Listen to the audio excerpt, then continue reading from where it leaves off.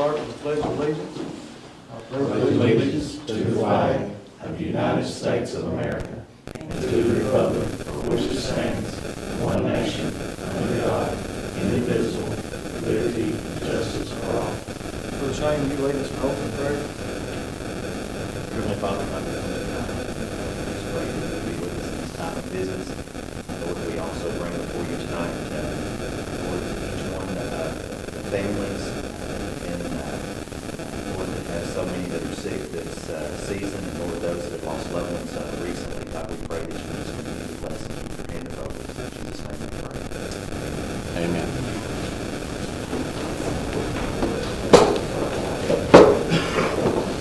Roll call. Councilmember Crawford. Here. Councilwoman Biggs. Councilman Martin. Here. Councilman Smith. Here. Councilman Here. All right, we'll move along to consideration of minutes. I will ask, as far as the bid open minutes, we're just approving those minutes. That's not approving the bids for them. I would like to discuss the siren bids in old business. Mr. Poole here is here to present, and I don't want to go into talking 30 minutes and making him stay even longer. So if everybody's had a chance to read through those minutes, I would like to group those and vote on those together. Make a motion. Motion to group and to approve. Is there a second? Second. Any discussion? If none, we'll vote. All in favor, say aye. Aye. Any opposed? Motion passes. Police report, Chief Hunt.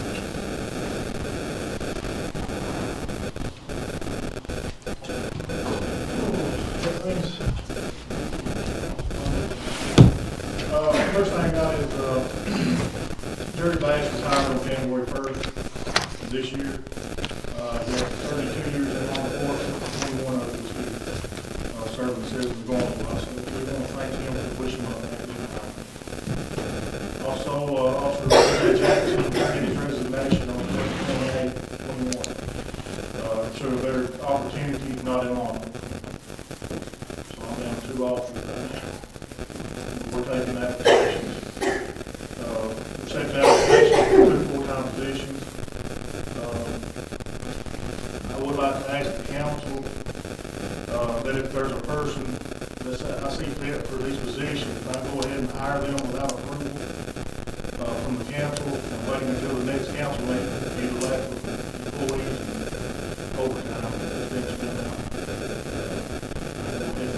Also hire somebody without having to wait a month and a half.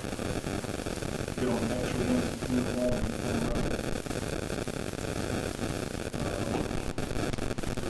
Last thing is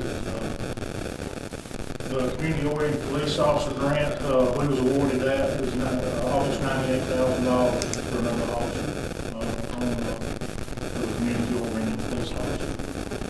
Also, I want to thank Stacey Bella for working hard on preparing that. She's not the reason we got it. We'll work on the effort spent. That grant is on it's a 3-year grant, and we're responsible for $13,000 Around roughly. 15 a year. And UCDD helped with that grant also. Yeah. We got it all turned in, and we just now got back that we was accepted for it. And we just haven't, as far as I know, received any funds from it yet. Initially, we are looking to hire 3 officers. Okay.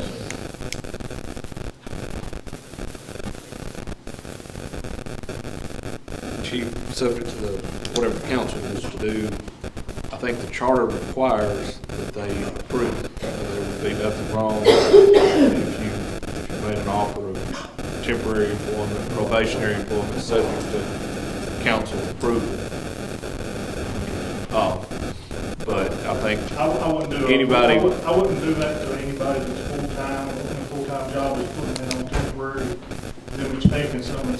I just wouldn't do that to anybody. The I only said if problem, there was any way to do that. I think the charter requires that they have to approve it. We could always hold a special meeting, Yeah, that's Yeah. what I think. We Well, can that's call a fine. special meeting. Yeah, you know, not wait a month. If we wait till the following meeting, it's gonna be around 2 months before I can get everybody ready to go. and you might lose a good candidate in the meantime. And But, cost. but I just don't know that there's a way around, because I think your charter says that the council has to, if they're an employee, the council's got to approve it. That's about it. You said you're down to 2 officers, We're down to, we're down to, and only got 2 right two now? about three. Okay. Down to 2. We got 2 positions Right. whenever the money comes in. Community position. And what that grant is, and Shannon can probably explain it better than I can, it does, it requires you to spend so many hours community service to better relationships with the community and the police officers. Businesses, schools, not school resource officers, no means, it's just go look our, and see what the businesses need from us and all that. And in conjunction with, Yeah, that's just a small portion of, just a small requirement. They'd still be fully staffed, patrol officers, fully certified.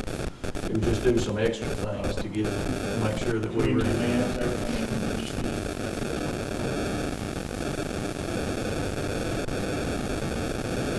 Anything else, Chief? Any questions, Chief? If not, we'll move along to the fire report. Chief Cleveland? I don't have anything unless y'all got any questions. Any questions, Chief?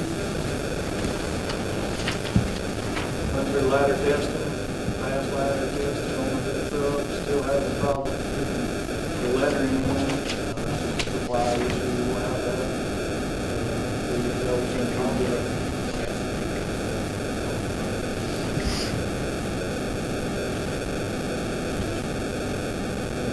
Anything else, Chief Cleveland? What is our ISO rating? Say 6. We're hoping with the additional ladder trucks, we're gonna have. We'll move along to financial statements.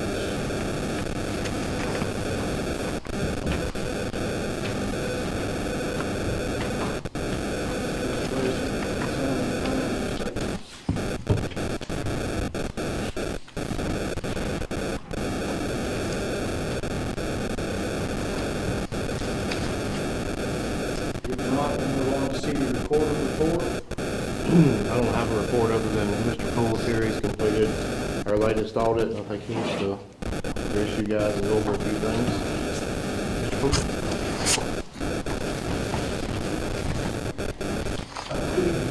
My name is John Poole. I'm a CPA, hired out of town to perform the safety part annual audit. It looks like you guys have it in front of you.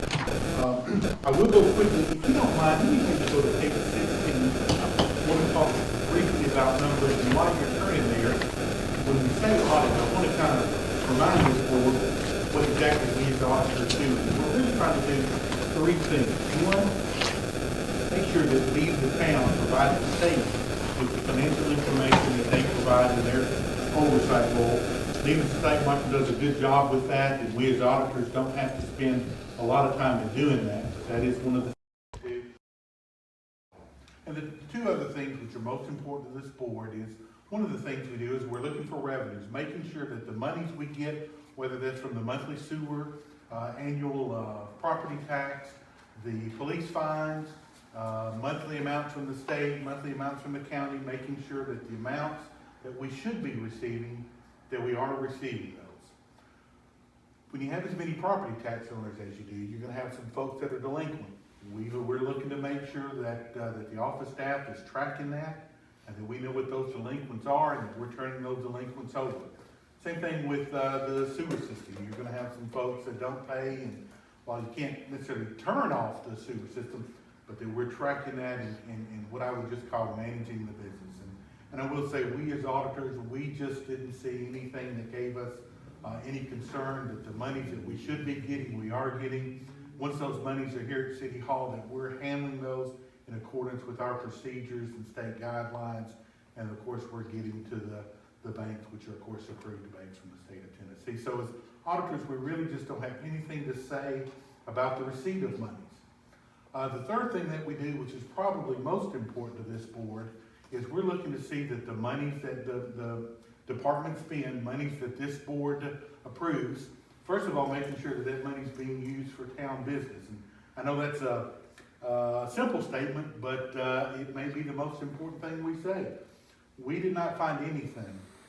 We spend a lot of time looking at bills, monies that go out, bills and payroll, whatever it might be, just making sure that we understand what that's being spent for, making sure that it's documented properly, that we have adequate support so that we know exactly what we're paying for. And then, of course, making sure when there are bid procedures or if there are grants involved, that we're following those guidelines. And I'm so happy to be able to say that we just didn't find anything that we think we need to report to you guys. And as I said, as auditors, that's the one area we really, really look.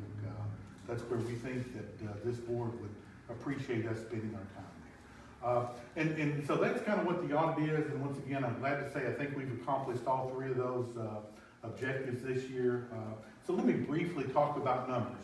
And as I talk about numbers, I do want to say one of the things that we as auditors do is, you're given monthly financial information. We make sure that we think that what Mike was giving you is accurate. In other words, we have seen instances where the board's getting one set of books when really there's another set of books, if you know what I mean. That is not the case. We don't see a lot of fluctuation, a lot of adjustments. It is what it is, and once again, we found that financial information to be very accurate. So there on page 16, just briefly going through the numbers. And once again, this is for the year ending 6 months ago. But for that year, this board is very aware that we have to keep our monies in different sets. Here are the non-utilities, and we'll talk about the sewer fund here in a minute. If you'll just notice in that first column, general fund, revenues at the top, expenses in the middle, and these revenues and expenses are broken down on page 21. But what I do want to point out is, look at that third number from the bottom. They use fancy wording. It says excess deficiency of revenues over expenses. I wish it just said profit or loss or surplus or something. Plus 526. 500. So we brought in $526,000 more than what we spent. We're going to see here in a minute that we actually have about $2 million in the bank. Street fund, once again, that middle column, we did some significant paving, so it spent a little bit more than it took in, but that's okay. That's what that money's there for. That's the only thing that money can be used for. And then you'll see the police department had the drug fund, where once again, not much activity. So in that final column there, on page 16, if you'll go once again, that third number from the bottom, for all the non-utilities, plus almost $500,000. Needless to say, those are very good-looking numbers if I was on this board.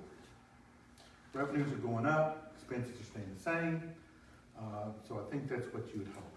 And those are all the non-utility. And as I say, that's the good news. If you'll turn to page 19, now we talk about the bad news. And I hate to be the bearer of bad news, but that's, I guess that's what you get paid for sometimes. This board is very aware that the state requires your utility funds, of which we have one, the sewer fund, has to operate at a surplus. In other words, it cannot lose money 2 years in a row. Here on page 19, third number from the bottom, once again, strange wording, they call it net change in net position. And you can see it's a big number, plus $392,000.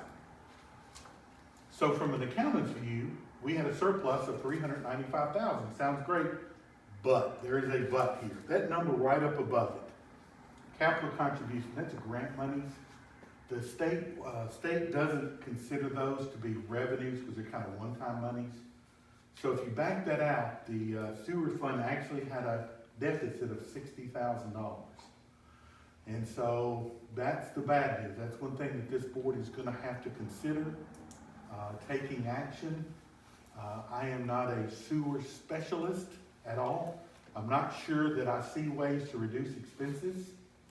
And so you may be looking at finding ways to increase revenue. That's just my opinion, no one else's, just for the record. But that is one of those things that we are just gonna have to, from a financial standpoint, be looking at. That's the only concern that, as an auditor, I have for this 2021 year. I do want to just point out a couple things very quick. I've taken more time than I should. I appreciate that time. On page 52, now we'll go very, very fast here.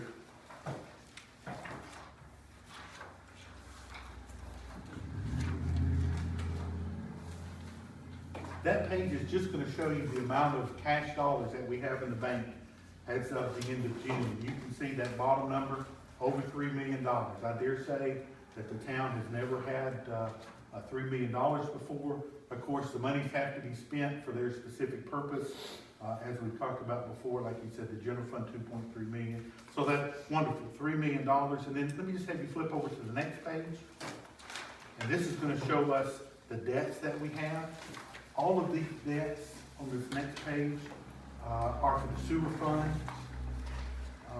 And you can see that if you go over to that almost last column, next to last column, at the very bottom, there's $2.2 million in debt that we're going to be paying out over the next 30 years, 35 years. Once again, for a town this size, that's an appropriate level of debt. That doesn't concern me. We're certainly paying that debt as it becomes scheduled. Of course, it's all relatively new debt. But once again, for a town our size, that's an system as big as ours, that does not cause me any concern. Really, that's the report. Mayor, I don't know if it's appropriate to ask if there are any questions. I'd be glad to try to answer some. Do you have any questions, Ms. Poole? I will say that this report is on the comptroller's website. Any citizen wants to look at that, they can obviously look at that. They can always call me. My name and phone number is on page 1 of that report. If there's ever a citizen that wants to ask me a question about the town's finances, we're always glad to try to help with that. Sorry I took so long. Thanks for the time. Thank you, Mr. Poole. Thank you.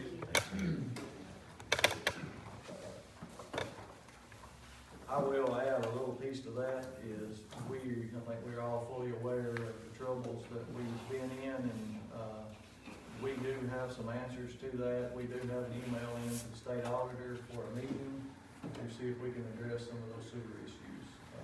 It didn't happen overnight, and it's not going to be fixed overnight, so we have addressed it, and we do have a plan put together already, so if that eases your mind any. I need a motion and a second to approve it.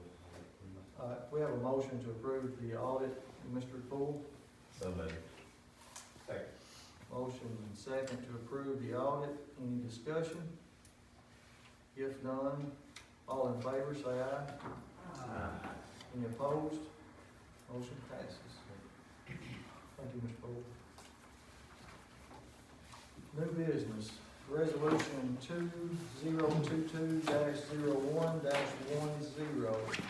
Resolution to establish and update an occupational safety and health program plan, devise rules and regulations, and to provide for a safety director and implementation of such program plan. I'll let Michael speak to this because this is in his wheelhouse. And Daniel may have to assist. We had our, what is it, every 2 years? Every year she's coming out here. Postal representative Bruce McBride came by and done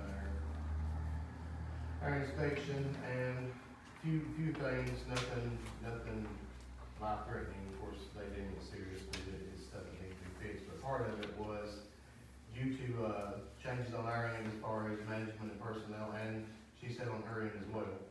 We have to do an updated resolution just to basically state what they expect, what we expect, what we do when they tell us their findings, and naming Daniel as the safety director.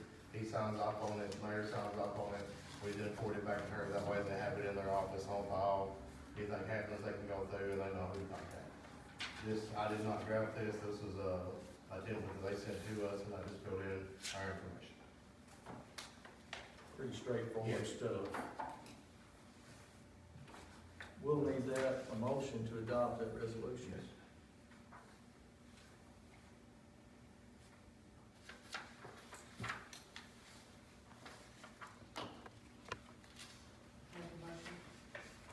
Second. Motion and second to adopt the resolution. Any discussion? Any questions? If not, roll call. Councilman Crawford? Yes. Councilman Hughes? Yes. Councilman Hartley? Yes. Councilman Smith? Yes. Councilman Wilson? Yes. Motion carries, resolution passes. All right, thank you. Now we'll move along to the additional office staff position. We've been mulling this over for a while. With some of this money that's coming down from ARP, from federal government, the TDEC, I would like to see, and I do see the need to hire an additional staff member. That would help reduce the workload from the office staff, and it would better serve our citizens as a whole. I'd like to have someone that's cross-trained, to know a little bit about each office person's job. Right now, it seems like when one goes on vacation, that workload piles up. And it's kind of a disservice to our community as far as building permits and questions and things like that. Because when they have to come back, then they've got several emails and a lot of voicemails and things like that that they have to try to decipher and figure out which one takes priority over the other ones. In this job, other than cross-training, I would like to have someone to focus on planning, building permits, HR, and several other things that we've not listed yet. I'm just putting this out here for you guys to think on it, and give us some feedback next month. We have unused CARES Act money, ARP money, and TDEC has just released our portion of money, which totals $683,000. That requires a match of 30% on our part, which my plans are to use that in sewer. With that money, there is a list. We've got we got clarification Friday on what we could use that money for. It's 470 some odd pages long. They did an abbreviated version of it, and it's 44 pages long. So you can imagine, they tell you, here's this money, here's what you can do with it, but you better make sure that you're doing the right thing. What that entails is, it has a whole lot of accounting practices with it, and I need his undivided attention on some of these things. With him doing what he does, and Stacy and Miss Lee doing what they do, sometimes there's just not enough time in the day to do those things. We are going to try to utilize every dollar that is passed down as a positive impact on our community and the way we operate. I think we can justify the need, and we're asking to help better serve our community and ensure our current employees are not overworked and feel confident in what they do on a day-to-day basis. We feel we can support the hire within our current budget, and we'll make adjustments to the upcoming budget. And like I said, this is something that we've always operated bare bones, and I'm a forward thinker, and I think that, it's time to look into an additional hire to take the workload off, but I do not want to miss any of this money that's coming down. I want us to turn over every stone and look for ways to use that, and most of it's wastewater. As Mr. Poole said, that's where we're having problems at. So, I'm open for any comments now, suggestions. If you want to roll that around in your mind, Michael, if you want to add anything to that. There's plenty in my position to split and justify another person, but it's, like you said, it's entirely up to you guys. Since we're halfway through the year, it's feasible to bring someone on now. I believe it not affect the budget, of course. Obviously, it'll have to be budgeted for completely for next year. But the need is there, if you break it all down. Like you said, when I go on vacation, nobody touches mine while I'm gone, so it just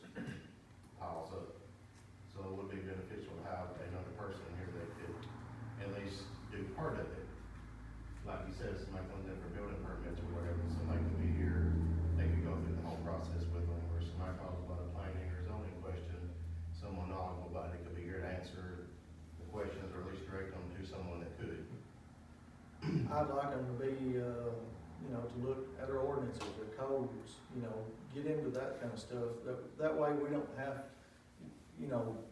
somebody comes in with a question, we can answer it right then. If not, we can get back with them. Planning and zoning is doing a lot here lately. Planning and zoning, we had 3 applications for building permits last week.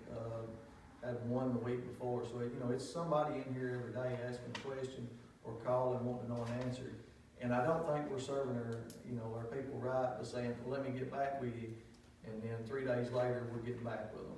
I just don't think that's good business. It's not the way I like to do it. Not saying that these 3 aren't doing their job. I feel as though they're doing what they can and doing a good job at what they can do, but I just don't want to hold up anybody else. Because, somebody else dropped a development in here and, we're constantly calling engineers, Attorney Winkler, we try to figure it out on our own first, but, I just we wanted to put that out there and let you guys mull it over and I don't want to wait. If it is an option, if it's not an option, let us know, we'll make adjustments here. But if it is an option, I would not like to wait a whole lot longer with that. Is this something we can address tonight? Or do we have to wait? You can address it, we don't know, we don't have a definitive job description. We don't have the definitive pay of what, entry-level job, we could start out with somebody coming in with experience, it could mean a different pay level. So I think it's still fresh with us. What do you think, Michael? I mean, always, the way that I would see to do it is split the job, and the other person will be the city recorder, and then I will be the finance manager. Still doing the budget, the numbers, the payroll, paying bills and stuff. That person could focus on building permits, planning and zoning, business license, HR, OSHA stuff, the list is. It'd be cross-trained with Stacy's job, because if she leaves, going to get a ticket information is, if he's out on a call, we're back there thumbing through stuff, not knowing really what we're looking at. So it would, somebody be cross-trained, somebody would know how to receive taxes or pay their sewer bill, which is part of Miss Lee's job also. We're collecting about 70 tickets a month right now, and it's only gonna go up. Yeah. So Stacy's job went from very little to quite a bit now, and the state with the paperwork is, in every department is, there's more checks and balances, there's more things. I know on the police side, Stacy can do so much, but she can't do anything else because she's not certified, so chief has to do the rest of it. So, those things, it's more than a simple parking ticket, it goes through several hands. And I didn't realize that either. I got a question. You said certified. Michael, you're a certified municipal. Finance officer. Okay. Are we looking for someone with similar credentials? I mean, that will be fine, yeah, but that position won't require that. Okay. Because they won't be touching financials other than in an event of emergency, if somebody's out just to get stuff. If Michael's Is out, there a level underneath what you have that we might want to be looking at? There's a city clerk certification and a city recorder certification if someone wants to do that. But as far as the finance, they wouldn't be required. If they had it, that's fine, but it wouldn't be required for that position. we would also like A license, and the city just has to have one. someone, if Michael got sick, wanted to go on a 2-week vacation, that we would be okay paying bills and payroll. Right now, we don't have that person to do that. And I think that, I get worried a few times when he's gone, but, if it gets down to payroll and we can't make payroll, I can't do it physically, I'm not allowed to do it. We need another person that can at least get us through if something were to happen. One of the biggest things for the finance officer is the budget part of it, is one of the main requirements for that, so. The rest of it could be done technically by anybody in the house, as long as they know how to do it. We couldn't hire anybody until y'all's approval. Yeah. So, Jamie, would